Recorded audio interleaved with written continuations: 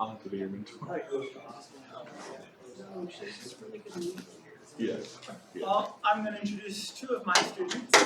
We have Jennifer Green, who's also the director of the Center of Economic Development here at JSU, and Annie Kelly.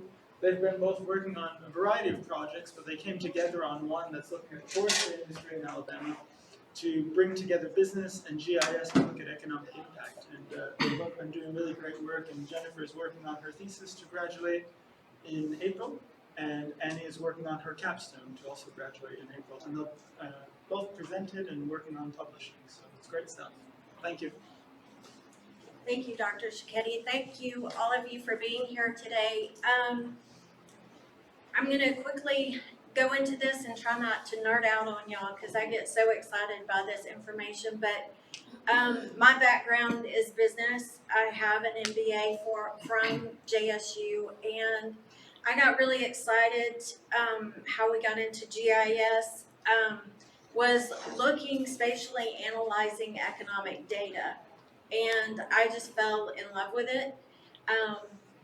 And Annie has been a graduate research assistant in our center, and so luckily our center is an outreach of the university, and this past semester we were able to have not only her, but also Jose Mendez, who is a computer science graduate student. He's actually using ArcGIS online tools for dashboards. And then we have another graduate research assistant that is a finance major. And so it was really an awesome experience to be able to bring a cross collaboration of these students, because economic development really touches every aspect of society, and we kind of see that in our students.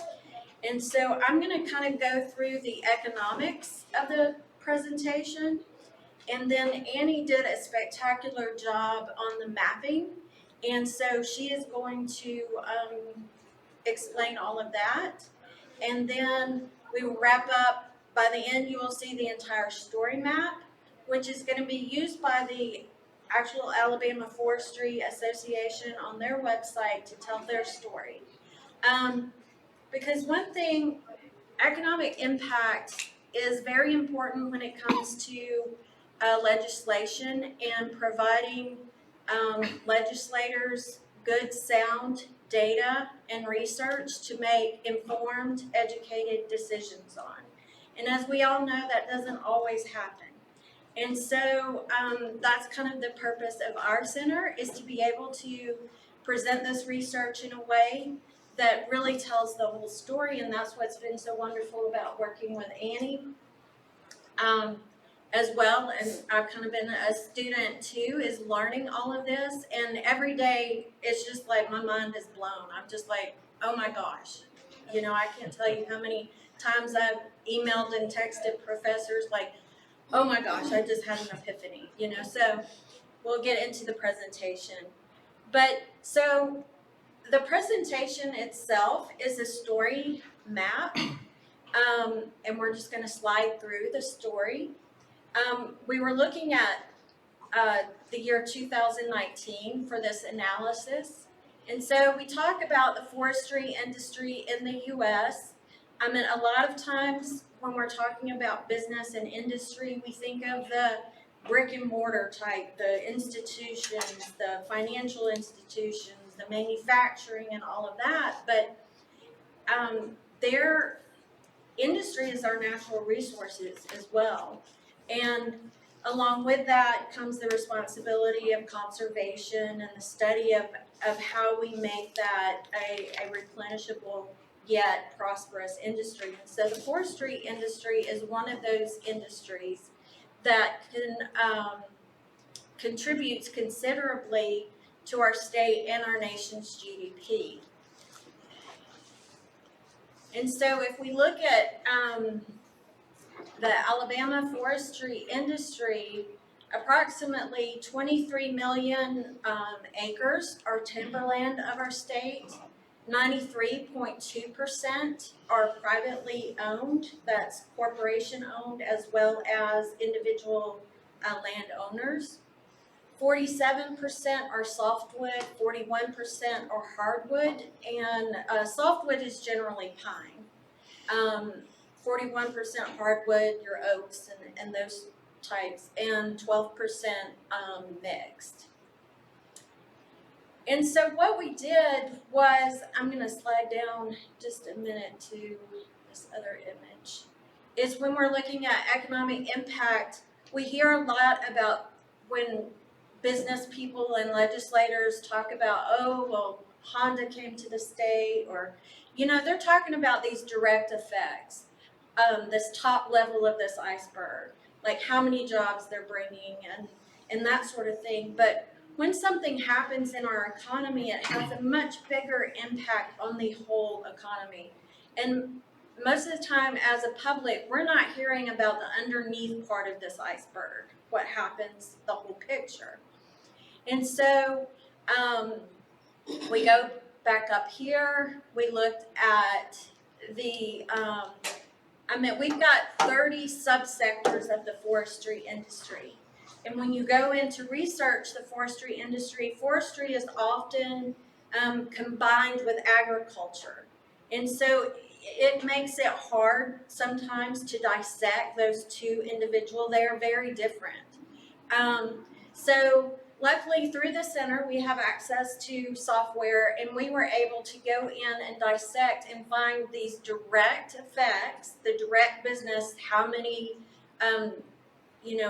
tonnage and all of that was sold, and the business activity in 30 different subsectors, and then enter that into our in-plan model. So we input the direct effect to derive the indirect effect, which is the secondary level of business that happens.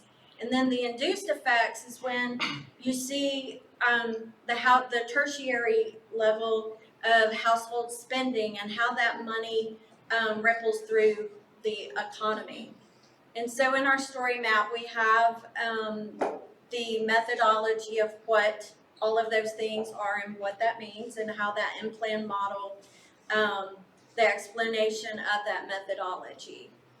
And then here, because we want to look at the whole iceberg, we want to look at the whole picture.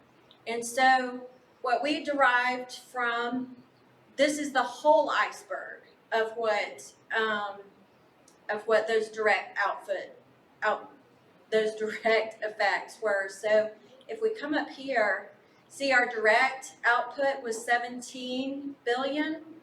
Well, the whole economic impact, the whole picture of that was a 28.9 billion.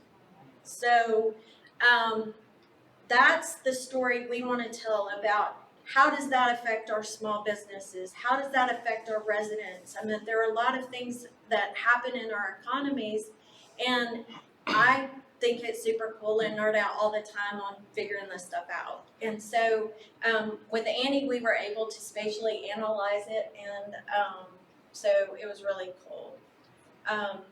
So what the direct effect of jobs was 53,777. Well, the economic impact of that was 119,272. So more than about half. I meant twice that amount. So then we went, the Alabama Forestry loved that, and they want to say, well, what are we doing by county? So our software, we were able to go in and look at the county level economic impacts. And so these are the impacts that were ran. These aren't the direct effects. These are the output, the total output of all of the counties. And we see the top 10 counties in forestry. These are the top 10 forestry producing counties of those 30 subsectors. So now I'm going to let Annie explain to you how she took this economic data and then input it into the next step of our process. Right, so like Jennifer said, we use in-plan software in combination with GIS. Okay, so that's how we were able to combine the in-plan software into GIS. We used Excel sheets and used that data to break down and to create these maps. So like Jennifer said, the figures that we were looking at total input, employment of the county with the forest industry, total population of the county per square mile, and some things like that, just some figures like that. So we were able to actually compare the models. So right here we have one of our maps. This was made with ArcGIS with the help of Dr. Sciuchetti. We have a comparison. So this is an awesome tool. So we have county population for the state of Alabama and in comparison to the county forestry employed. So right here you can see this right here, this first map, it's a little slide here. This is your county forestry employed. So if you see here in the more less populated, more rural areas, these are the spaces that have more of those forest industry workers, okay? And then here you can see this is the total county population for the entire state of Alabama. So you can see the darker counties here with this chloropleth model. These are the more densely populated areas. And it's an interesting comparison because you can see kind of the difference now that you swipe to the county forestry employees. So you can kind of see the more rural areas now are the more populated areas in that model. So it's a definite comparison, about halfway right there, you can see that. So another model we talked about here is the total output by county. So this is the forest industry's output per county, and you can see in the darker counties with this chloropleth map, it's going to have a comparison model, so it goes from lighter to dark. So the darker is heavier and the lighter is less. So the darker counties here are going to be the counties that have the more output by the economic forestry industry. So you can actually interact with this map. So once you click here, you can see different counties, and it'll have a pop-up that'll highlight the entire county and give you the information. Here you can see the county name, which is Jefferson County, and the total forestry output, which is this number here, and you can do that for all of the counties.